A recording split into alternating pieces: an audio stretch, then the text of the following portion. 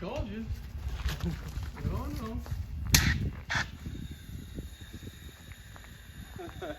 Are you filming? Alright, welcome to Mower Mike's garage. I was gonna film and show you guys what a bad head gasket looks like, but we actually caught on fire. So come on over here. So this is a Kohler 26 horse motor, and what she's doing is that we've got a bad head gasket on our hands, ladies and gentlemen. So first of all, I noticed I was getting back pressure out of the vent tube, and then she's burning. As you can see here, it's burning white, which means it's burning oil, tons of oil, but it's running good.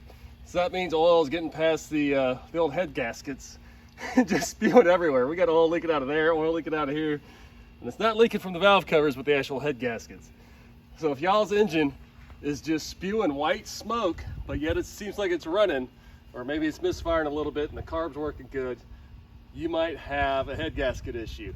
So stay with me and we'll walk through step by step how to fix this head gasket, and hopefully we don't have any more fires. All right, gang, we got her back in the shop after the big fire, and I'm gonna walk you through how we replace the head gaskets. Now, the first thing you're gonna notice, I've got the fuel tank and the top cover removed. You're gonna have to have this top cover removed. And if you have one of these Cub Cadets, you're also gonna have to remove the gas tank because they're all tied together and have get a fantastic video. I've got a link right up here for removing this cover and this gas tank, real simple. So let's go ahead and get started. The first thing we wanna do is pick the cylinder you want to fix. Maybe it's both, maybe it's one or the other. This one, we're going to pick this one. And you want to remove the valve cover. That's the name for it. But it's real simple. It's just a couple of little star bolts. It's actually 4. You remove that because you've got to remove that in order to remove the valves, and then we're going to remove the whole cylinder. So with that, we're going to go ahead and slide on in, and I hope you can hear this. I'm doing something a little different this time. I've got some Alan Jackson playing for a little entertainment for you kiddos. Now this is Alan Jackson's greatest hits from 1995. It is alleged I stole this CD from the young lady I was dating at that time, but I deny all liability for stolen CDs from the 90s. So with that, let's go ahead and get started. Next step is we need to remove the metal covers. Go ahead and pop off the spark plug wire. You do not need to remove the spark plug because that will be inside the cylinder head itself. So let's see if we can do this. Now I know everybody's watching me thinking I'm a pro. I have replaced some cylinder head gaskets before, but never on a lawnmower.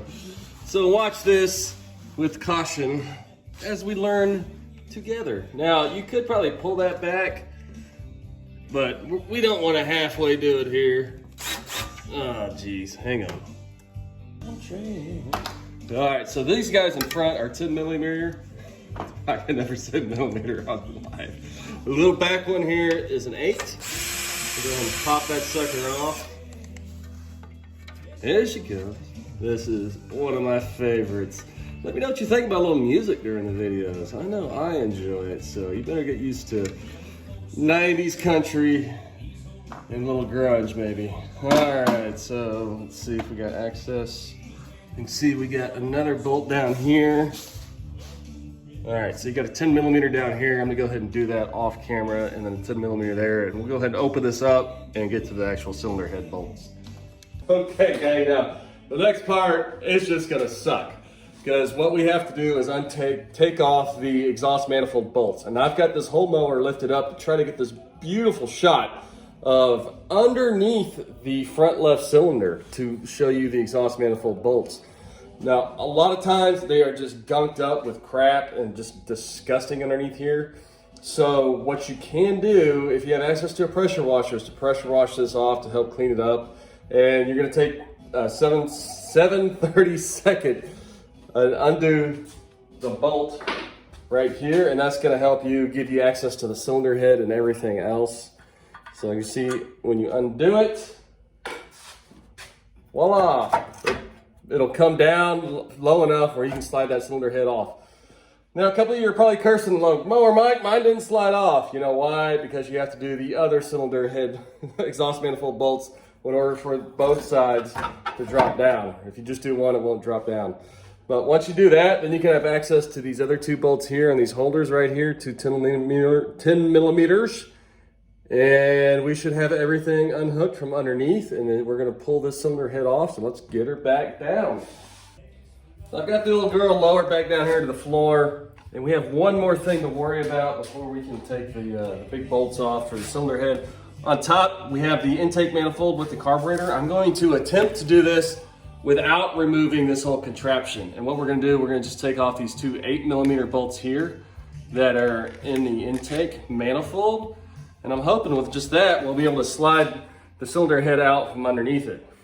Now, you're probably wondering, why doesn't this guy know how to do it if he's on YouTube? Well, this is my first time to do it too, so we're learning together, right? That's part of the fun. So I've got those 2 off, and we're gonna zoom in here and finally get to the cool part of taking the intake, sorry, farted, of taking the head off. Okay, so now we get to the exciting part. If you have any mechanicking in your blood, you get excited about pulling off a cylinder head. So we have everything unhooked from around the cylinder head. So we've got the intake bolts unhooked. We've got the exhaust manifold bolts off, the exhaust manifold off. We've got these holder bolts off.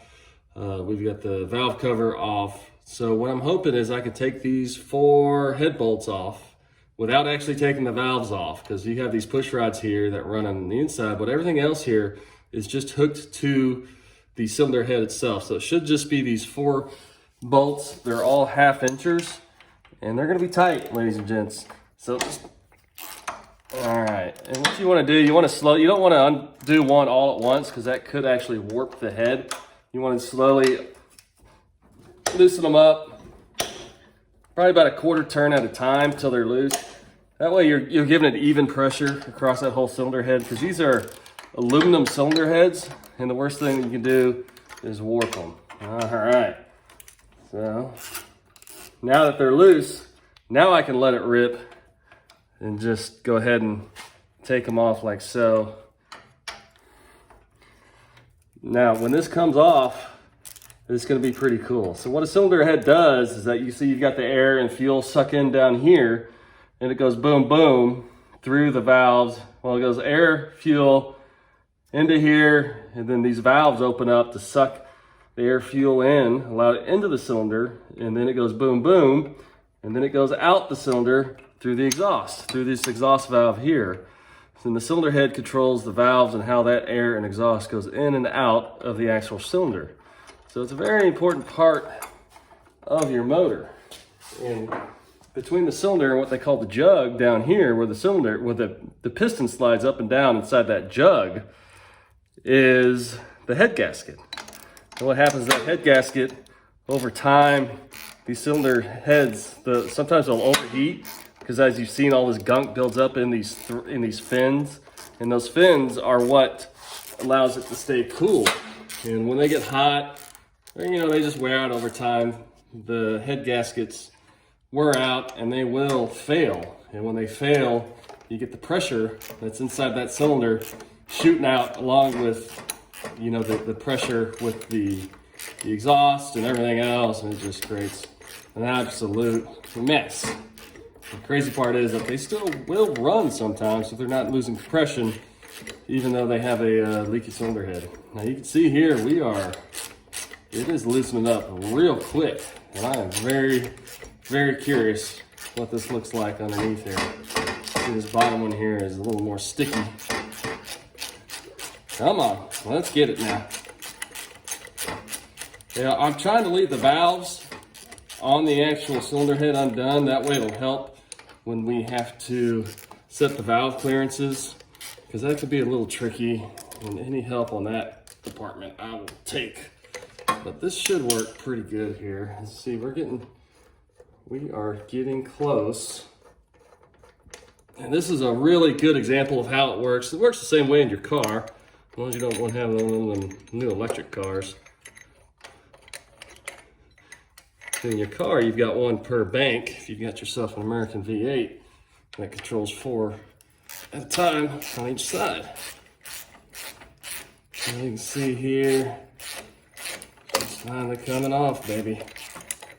All right, so everything's unhooked. Now you'll notice the push rods. Now before you take this off, I would suggest you take out these push rods and keep track of which one's which. The top one here is gonna be your intake, the bottom one's the exhaust. Sometimes they use different metals on them, and you just want to use the same one you used before. So I'm gonna take this one off. That's the exhaust. But it'll still slide off. So you can see here, we've got everything unhooked. Did we? We got one more bolt here. Come on. Oh man, I was hoping for a good, clean shot. But, you know, it doesn't always work that way. Let's go ahead and get that last fourth bolt off. These are very high tensile bolts because they do hold that head down while it goes boom, boom inside that cylinder. So they're very important, the torque on these bolts, which we'll talk about when we install it. Come on. As you can see, this is very exciting YouTubing. Me getting this greasy old bolt. All right, she's off, okay. Now everybody stay calm. We're about to have the money shot here. That's what we say in the biz. So this kind of slides off here and everything's taken off. Voila, you look at that. So what we've got here is the bottom of the cylinder. So you can see those two valves, spark plug, and this is where the boom boom happens. And down below here, we've got the jug. And as you see, I already could see where it was happening right there. You can see that head gasket is just chewed up and it's just plain worn out. So I'm gonna go ahead and just pull this head gasket off here. And next part, it's not nearly as cool as that part, but we've got to clean this surface and the other surface. But hey, we're making progress. We got a cylinder, it doesn't look too bad in there. And let's keep on moving forward, ladies and gents. All right, so we've got our cool looking cylinder head off the motor, and the next step is we want to clean the mating surface where the new cylinder head gasket is going to go. As you can see, it's always going to have a little bit of gunk on there, and we want to make sure this is clean and flat.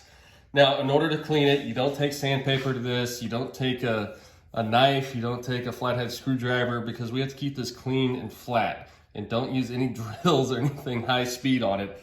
What we use is a piece of Scotch-Brite. This is Scotch-Brite 7447 pad. It's about a 400 grit, and it's just gonna give it a good clean area. And when you do it, you know, you wanna use one pad, and this way you can go like this on top of it.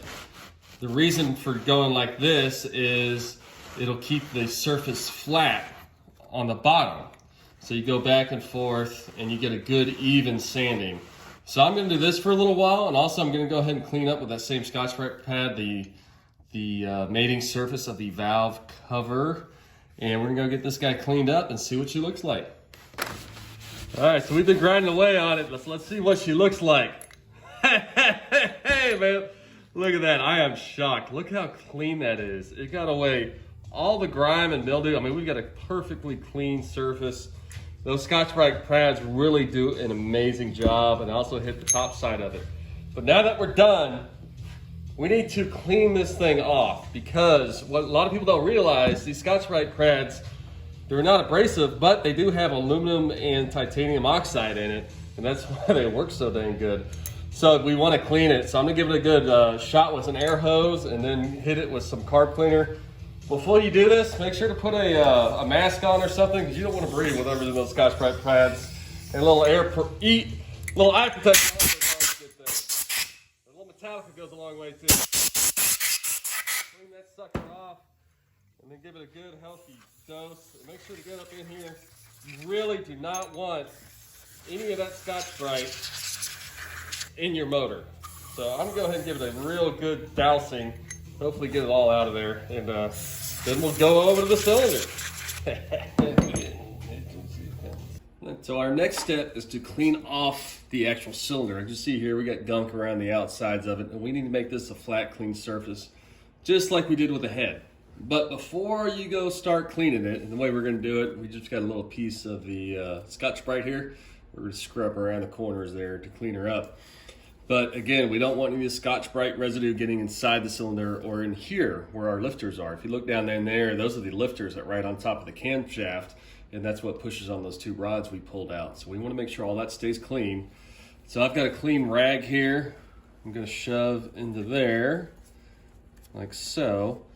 And then the lifters, I'm going to go ahead and just shove a rag in there. And then another one in there. And now we will go at it. And all you do here, just go around it. As you can see, it cleans up real nice. A little bit of carb cleaner on there also helps out, and also help keep some of that gunk from getting flying around. But yeah, just keep going like this. You can see it cleans up pretty quick. So I'm just gonna go around the whole outside of it, get her nice and clean, and then we're gonna move on to the next step. And there is no more cleaning after this, so we'll have a little more fun in the next few steps. All right, does everybody feel that little tingle? Everybody getting excited? It is almost head gasket time. Now, before we actually install our new head gasket, I'm gonna show you the new head gasket. Now, this is the original head gasket that came off the Kohler. I can see it's very thin, flimsy, crappy. The new one is actually an upgraded head gasket, much thicker, wider. It has a metal rim around the inside there, because these things are notorious for going bad. That's why this new head gasket is a really good upgrade. It also comes with your exhaust gaskets, intake gaskets, and I haven't quite figured out what these little guys are, but it's a complete set. You can buy a 2-pack, so you get both sides for 36 bucks on Amazon. I'll have the link below, but these are genuine Kohler Made in America head gaskets. So not a bad deal at all, especially since it comes with everything you need, and it is a new head gasket that should last the life of that engine. Much better than this flimsy thing. As you can see, it was getting pretty tore up. So with that, we're gonna get back over to the mower and actually put some new head gaskets on now that we got her clean as a baby bottom, new cylinder head. All right, let's roll. All right, so now we get to the exciting part of actually installing this cleaned up cylinder head. So as you can see, what we've got here, I have cleaned the outside of the actual engine here. This is what we call the jug. So I've taken a little piece of that Scotch-Brite, gone around and cleaned it up real nice. Also cleaned out the inside here just to make sure that we didn't get any gunk in there. And what I'm gonna do right now, I'm gonna turn the fan on top of the cylinder to help push out any gunk. It's gonna push it to the edge there and come back down. And I'm just gonna take a little rag, clean it out just to get the last pieces. And then the instructions doesn't say to add any oil into here, but I'm gonna go ahead and use a little bit of Max Tough Purple assembly lube and just put a touch on the inside there, just so that cylinder has a little lube to set in. There we go. And just when you do this, make sure not to get any lube on the head gasket surface. So nothing on the outside, just inside that cylinder there. This is an optional part, but I like to do it when you're installing some new stuff inside there. All right, so we've got the lube on and everything's super clean. Now we take our new head gasket. So our fancy, awesome, new extra thick head gasket. When you look at it, there's gonna be a part number on it. Now that part number goes outside. So make sure to point that out, and it goes over these 2 dowel pins like so. So it holds it in there real easy. And next you're gonna take your cylinder, that should be super clean and purgy by now. Look at that bad boy. And then you just slide it over those 2 dowel pins, and that way it'll hold it on there while we install the actual head bolts. Now you will notice I did remove the rocker arms. I thought, I had high hopes that I would be able to just install this without taking these off, but I ended up taking them off. It just makes it a lot easier during the install. I went back and forth on this, but all you do is you unscrew it with a 1/2-inch bolt right here. So just unscrew it from there, and then you'll pull the push rods out.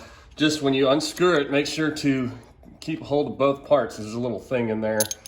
So just pull those off, and when you pull them off, just make sure to keep track of which one was on the bottom and top, because when you install them, you want them to go back into the same place you took them off. All right, so next we're gonna install the 4 head bolts here. Now it says to use a little bit of oil on the tip. What I use, I have ARP Fastener Assembly Lube, just because I like to be professional. This is for my engine building experiences.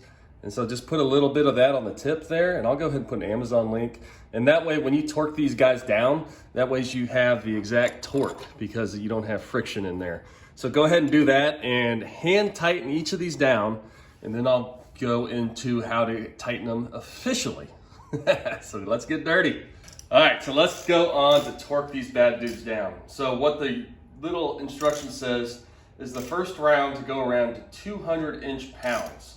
So I've got my fancy torque wrench here. I like this electronic Craftsman. I know I lost the top. I'll put a link to the Amazon link if you want to get yourself one of these fancy dudes. But we go 200 foot-pounds. So with the key to do this, that 200 is not very much.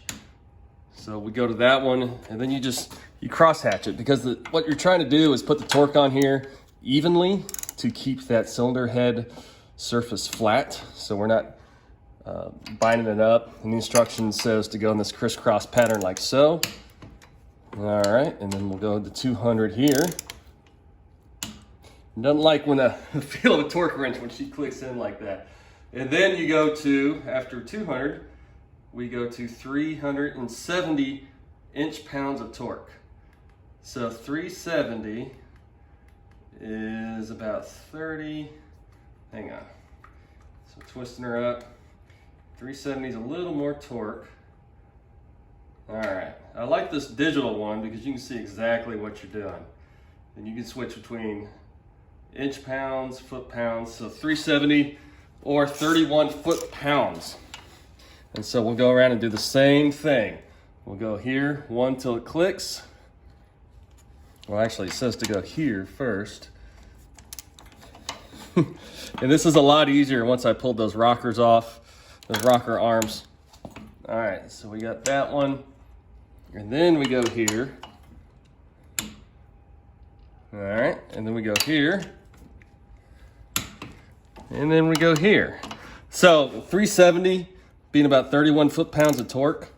Now, if you're a redneck, and let's say you're out in front of your trailer and you're in your driveway and you got your little crappy set of Walmart tools and you don't have a fancy torque wrench, how can you do that? Well, let me explain. So the measurement of torque is measured by either inch-pounds. So this is 5 inch-pounds. It would be 5 inches applied to that torque at 5 inches out, at 1 inch out, I mean. But foot-pounds is how many feet of pressure at 1 foot down here. So if you grab your wrench at 1 foot down here and you put about 30 pounds or so, and you just do it by feel and go around and torque it out, I bet you'll get pretty dang close enough for a freaking lawnmower motor. So just a little hint, if you want to hand do it and not actually get a torque wrench, but I do suggest you actually get a torque wrench and crank her on. So now we've got her all torqued up and sandwiched in there. And don't over torque them, because these are very specific. You don't want to over torque it because you could screw up the head or squish the head gasket too much. I don't know all the peculiars, but it's very specific to torque.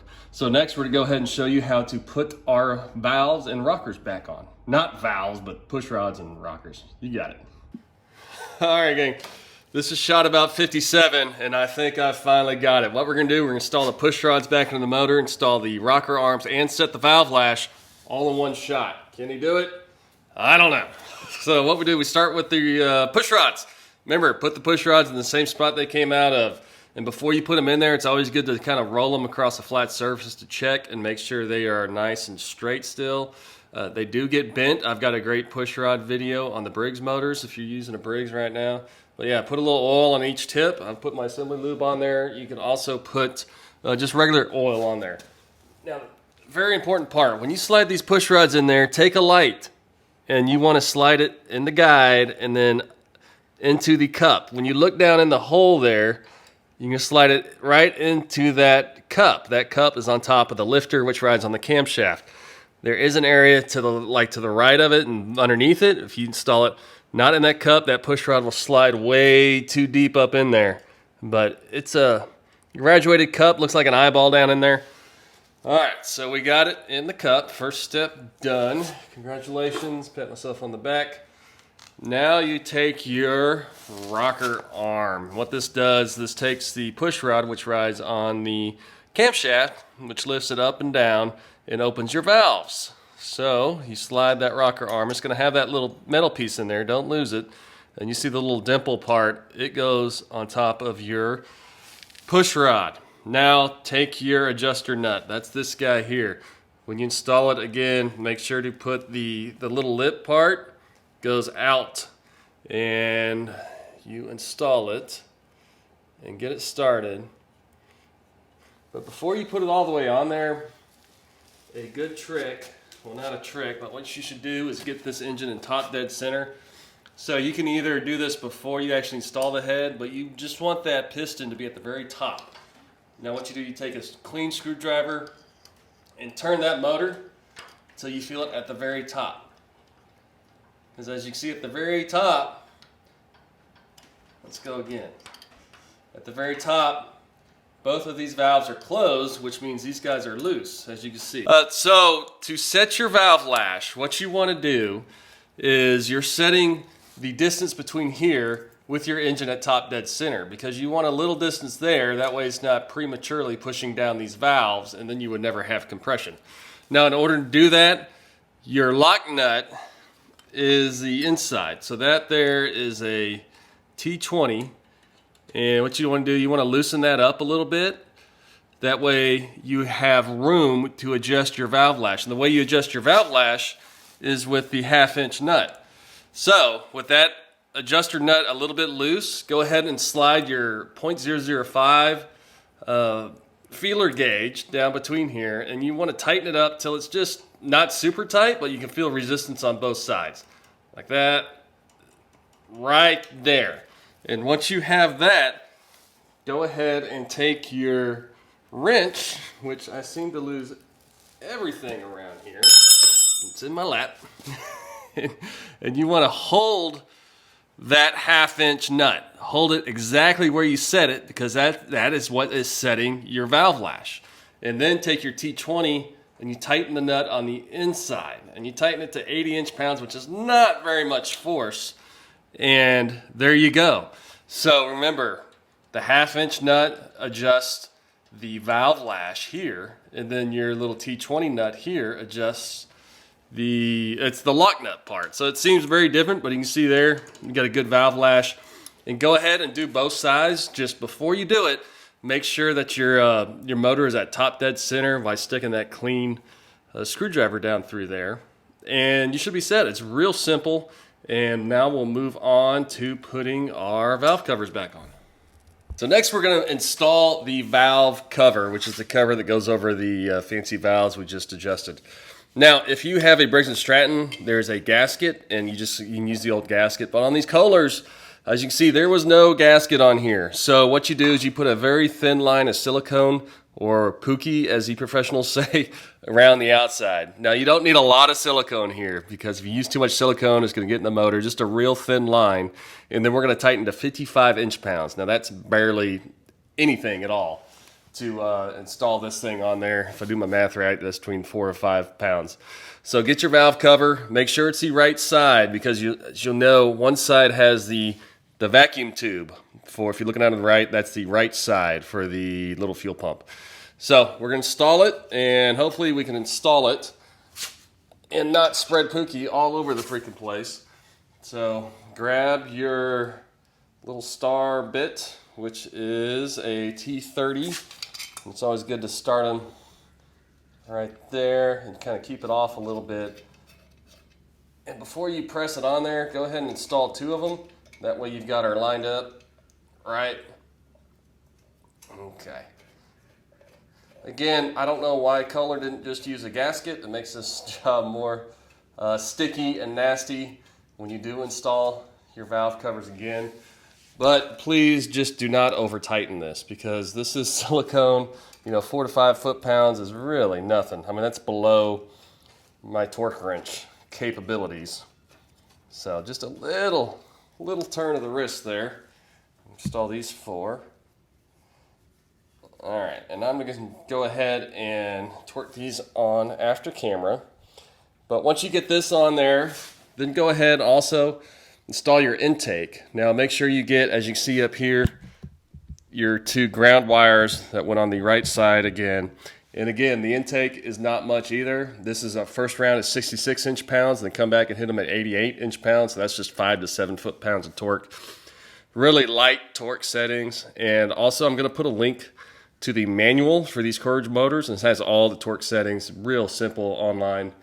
And then after you do that, so you get this hooked up, and then your muffler bolts, those two Allen bolts, you got to get those suckers back on. And those guys are 216 inch-pounds, so 18 foot-pounds. So put a little more torque on those.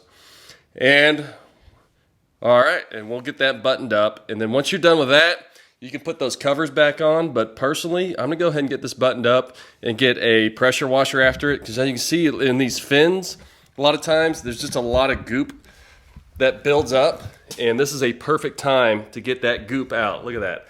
Just nastiness, because once those fins are over, you won't be able to get that off. So let me go ahead and get this sucker torqued up and cleaned up, and we'll see if this thing will start finally.